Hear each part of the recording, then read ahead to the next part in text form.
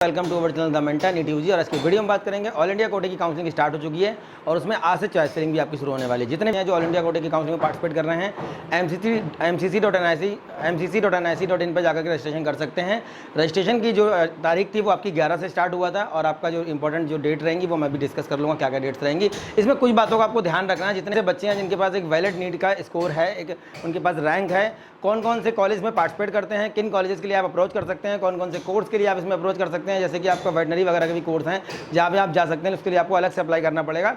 MCC counselling में आपको MBBS और बीडीएस कोर्स के लिए जो एप्लीकेशन आपके आते हैं, लेकिन इसमें बीएससी नर्सिंग भी रहता है। जो आपको में इंपॉर्टेंट डेट्स जो आपकी रहेंगी वो हम सबसे पहले बात करने वाले हैं। The mentor NEET UG channel को सब्सक्राइब नहीं किया, सब्सक्राइब कर लीजिए, वीडियो को लाइक करिए, दोस्तों को शेयर करिए। नीट काउंसलिंग 2022 में जितना भी हमसे सपोर्ट हो पाएगा the mentor NEET UG channel के माध्यम से, वीडियो फॉर्म में या पीडीएफ फॉर्म में कुछ आपको चाहिए होगा, मैं कंटेंट आपका दे दूंगा, उसमें डिस्क्रिप्शन बॉक्स में आपको दे दूंगा, आप उसको देख सकते हो। चॉइस फिलिंग किस तरीके से आपको करनी होगी उसके ऊपर भी मैं आपको बहुत जल्दी आपको पीडीएफ प्रोवाइड करवा दूंगा। लेकिन आज की वीडियो हम लोग बात करने वाले जितने भी बच्चे हैं जो नीट यूजी का एग्जाम दिए हैं, उनके पास जो आउट ऑफ 720 में जो आपका स्कोर आया हुआ है, इसमें आपका जो एमसीसी की काउंसलिंग होने वाली है, इस काउंसलिंग में कौन कौन से कॉलेज पार्टिसिपेट करने वाले हैं उनकी सबसे पहले हम बात करेंगे, कॉलेज कौन कौन से इसमें रहेंगे।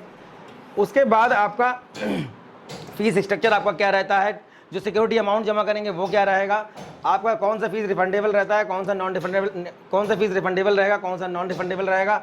ये फ्री एग्जिट टाइप का कुछ ऐसा बच्चे पूछते रहते हैं सर फ्री एग्जिट क्या है और किस राउंड तक हम फ्री एग्जिट कर सकते हैं, इसकी हम लोग बात करने वाले हैं। सबसे पहले देख लेते हैं कौन कौन से कोर्स के लिए ऑल इंडिया काउंसलिंग कंडक्ट करवाई जाती है। एमबीबीएस, बीडीएस और बीएससी नर्सिंग, इसके कॉलेज बहुत कम है, बहुत ज़्यादा नहीं है।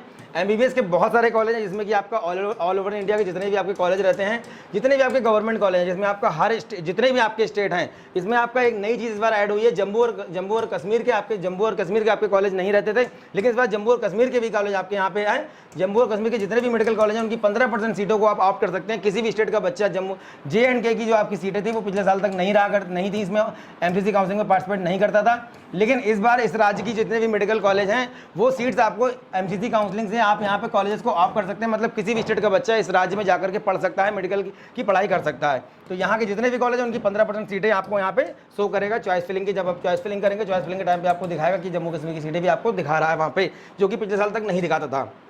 तो काफ़ी सारे चेंजमेंट हो रहे हैं, पिछले साल भी हुए हैं, इस साल भी हो रहे हैं, कॉलेज बढ़ाए भी गए हैं, सीट्स इंक्रीज भी हुई हैं। परेशान होने की आपको जरूरत नहीं है, चॉइस फिलिंग अच्छे से करिए। जो भी आपका स्कोर आ रहा है एक पिक्चर क्लियर रहती है कि 600 के बाद आपको ये मिलने वाला है, 650 के बाद आपको ये मिलने वाला है, 550 के बाद आपको ये मिलने वाला है, किस स्कोर के बाद आपको एमबीबीएस नहीं मिलेगा। प्राइवेट कहाँ से मिलने स्टार्ट होते हैं सब नेक्स्ट वीडियो में बात कर लेंगे, लेकिन आज की वीडियो में हम लोग बात करने वाले सबसे पहले देख लेते हैं। राउंड 1 आपका स्टार्ट हुआ है, रजिस्ट्रेशन 11 अक्टूबर से 17 अक्टूबर के बीच में चलेगा। ये अभी आपके पास समय है। चॉइस फिलिंग 14 मतलब कि आज से स्टार्ट हो गई, 18 तक चलेगी आपकी। उसके बाद राउंड 2 आपका 2 नवंबर से 7 नवंबर के बीच में रहेगा।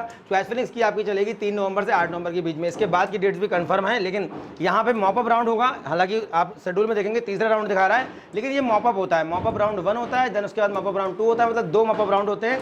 देन उसके बाद आपका होता है स्ट्रे वैकेंसी राउंड। तो ये स्ट्रे वैकेंसी राउंड सबसे लास्ट में होता है। इसमें बहुत सारे बच्चों को कॉलेजेस मिल भी जाते हैं और बहुत कम स्कोर पर भी मिलने की संभावना यहाँ पे रहती है। अब इसमें क्या क्या हम लोग देखने वाले हैं।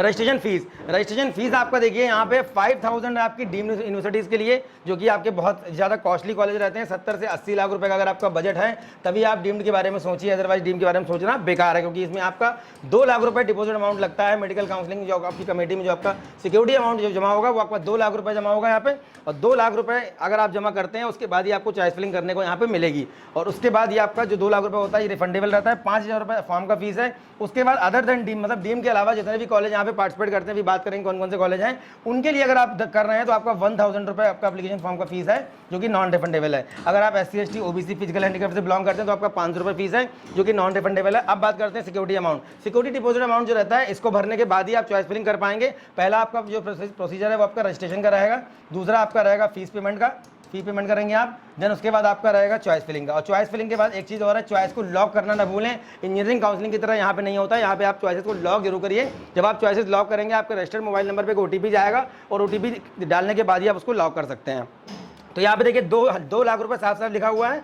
अदर देन डीम, जैसे कि आप ऑल इंडिया कोटे के जो गवर्नमेंट मेडिकल कॉलेज हैं उनमें जाना चाहते हैं, या आप एम्स में जाना चाहते हैं, या आप जिपमेर में जाना चाहते हैं, या आप सेंट्रल यूनिवर्सिटी जैसे BHU है, MU यहाँ जाना चाहते हैं, तो आपको 10,000 रुपये अमाउंट जमा करना है। और अगर आप रिजर्वेशन में हैं, SC ST physical handicap OBC में हैं, तो आपको 5,000 रुपये जमा करना है। अब ये पैसा जमा करते समय आपको एक बात का जरूर ध्यान रखना है बच्चों। क्या ध्यान रखना है आपको? जब भी आप कोई बच्चा अगर इंटरनेट कैफे से पैसा जमा कर रहा है, अगर आप इंटरनेट कैफे से जा रहे हैं और आप पैसे जमा कर रहे हैं, तो बहुत सारे बच्चे हैं जिनके पास व्यवस्था नहीं है इंटरनेट की, या फिर आप मोबाइल उनके पास सही नहीं है, लैपटॉप वगैरह, तो कैफे पे जाके अगर आप फीस पेमेंट करते हैं तो आप एक काम करिए, अपना डेबिट या क्रेडिट कार्ड लेके जाइए, या फिर अपनी नेट बैंकिंग से ये अमाउंट जमा करिए, क्योंकि आप जिस अकाउंट से ये पैसा कटेगा, अगर आप इनकेस फ्री एग्जिट करते हैं या आपको सीट नहीं मिल रही है या आप सरेंडर कर छोड़ देते हैं सीट को, तो ये पैसा आपको रिफंडेबल की स्थिति में ये पैसा उसी अकाउंट में वापस जाएगा जिस अकाउंट से आपने पैसा कटवाया होगा।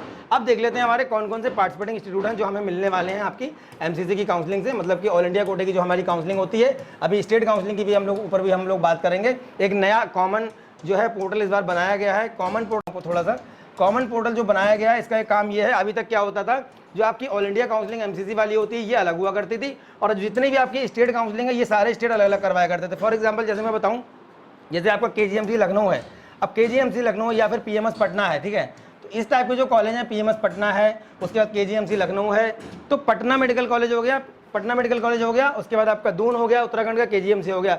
इन कॉलेजेस की 15% सीटें जो हैं ऑल इंडिया कोटे से मिला करती थी, मतलब कि जैसे KGMC लखनऊ में 200 सीटें हैं, तो 200 की 15% का मतलब हो गया 30 सीटें किससे मिलती थी? MCC काउंसलिंग से।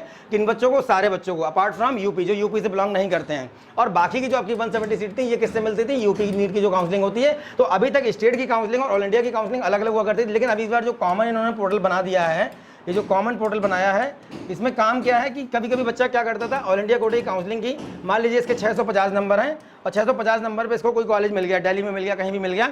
अब इसने क्या किया, नेक्स्ट राउंड हुआ, सेकंड राउंड हुआ, जब आया तो इसने अपने स्टेट की काउंसलिंग में पार्टिसिपेट किया और स्टेट कोटे से इसको अपने स्टेट में मान लीजिए मिल गया इसको GSBM मेडिकल कॉलेज, मान लीजिए GSBM मेडिकल कॉलेज मिल गया इसको कानपुर। तो अगर ये मान लीजिए यूपी का बच्चा है, 650 नंबर पे अगर इसने कहीं दूसरा कॉलेज ले लिया ऑल इंडिया कोटे से, MCC काउंसलिंग से भी ले लिया, अब यहाँ पे इसको सीट मिली तो उसने क्या किया, भाई ये मेरा नज़दीक का कॉलेज है और यहाँ पे ज़्यादा अच्छा है, तो इसने अपने स्टेट का कॉलेज लिया, ये वाली सीट इसने छोड़ दी। तो ऐसे में डिसबैलेंस चीज़ें रहती थी, पर इस बार क्या होगा, ये दोनों इंटरकनेक्ट हो गए हैं, पोर्टल ऑल इंडिया कोटे वाला, ये आपका वाला मतलब MCC काउंसलिंग, और जितनी भी आपकी स्टेट काउंसलिंग है, स्टेट कोटे की जो आपकी काउंसलिंग होगी, 85% वाली काउंसलिंग प्लस 15% वाली काउंसलिंग, इनके बीच में एक कॉमन पोर्टल बना दिया गया है, जिससे कि कोई बच्चा अगर ऑल इंडिया कोटे की सीट छोड़ करके यहाँ जाता है, ले लेता है, तो अगर किसी इससे होगा ये, किसी बच्चे को अगर स्टेट की काउंसलिंग में सीट कोई मिल जाती है तो ये इन्फॉर्मेशन आपको कॉमन पोर्टल पर जाएगी, MCC के पास जाएगी कि इस बच्चे ने अपने स्टेट में सीट ले ली है, अब इसको यहाँ पे सीट अलॉट नहीं की जाएगी। या अगर ऑल इंडिया कोटे से किसी बच्चे को सीट मिल जाती है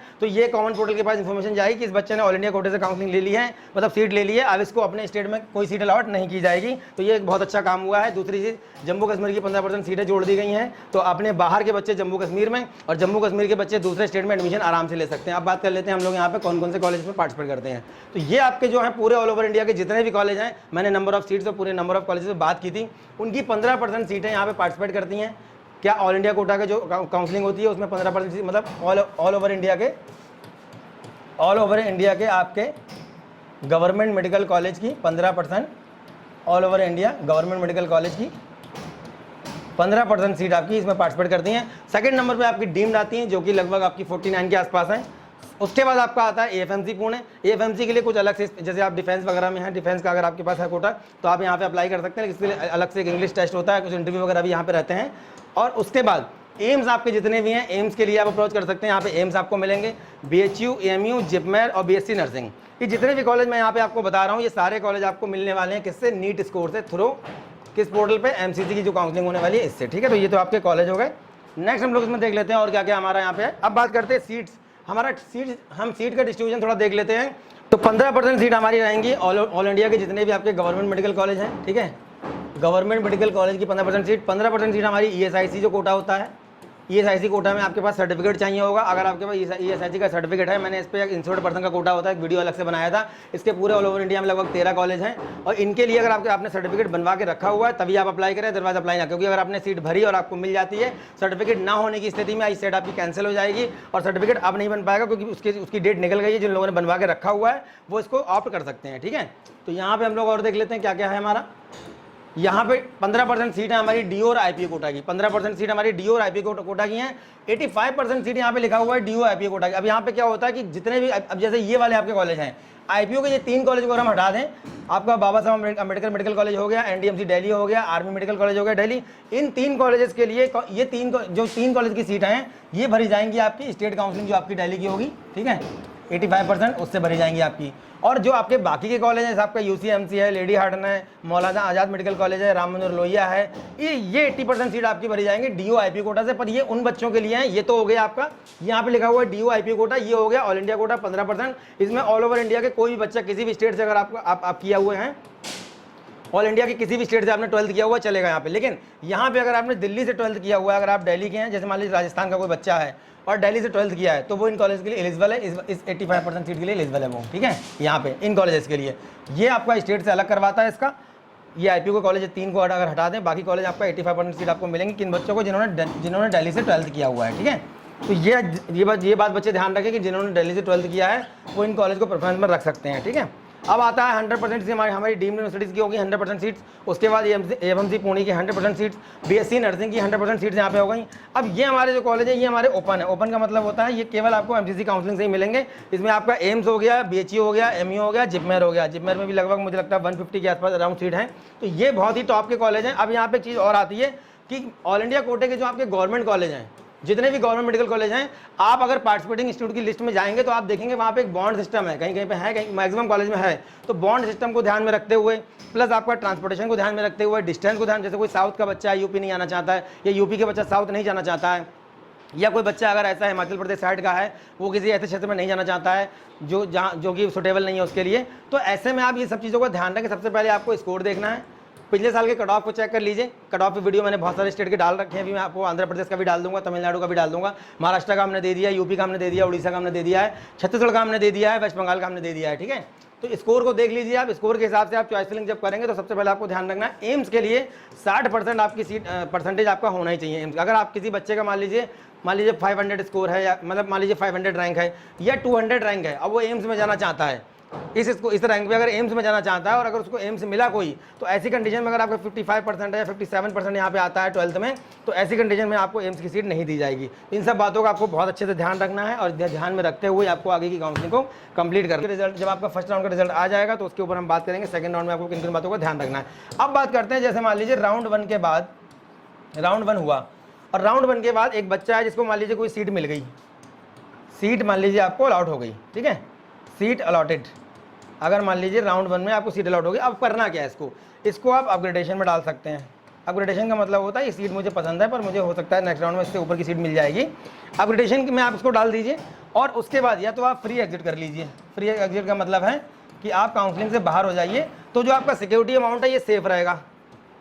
सिक्योरिटी अमाउंट है ये आपका बिल्कुल सेफ रहेगा, जो भी आपका सिक्योरिटी अमाउंट है सेफ रहेगा। एज इट इज आप सेकंड राउंड में फिर से अप्लाई कर सकते हैं एज अ फ्रेश कैंडिडेट। लेकिन अगर आप फर्स्ट राउंड में सीट आपको मिली और आपने ये ले ली और आप सेकंड राउंड में चले गए और सेकंड राउंड के बाद जब आपका रिजल्ट आएगा सेकंड राउंड में जो भी आपको ऑप्शन मिलने वाला है फिर आप फ्री एग्जिट नहीं कर सकते हैं, ठीक है। इन सब बातों का ध्यान रखिएगा। अब mcc.nic.in पर जाकर के आप इसका रजिस्ट्रेशन कर सकते हैं।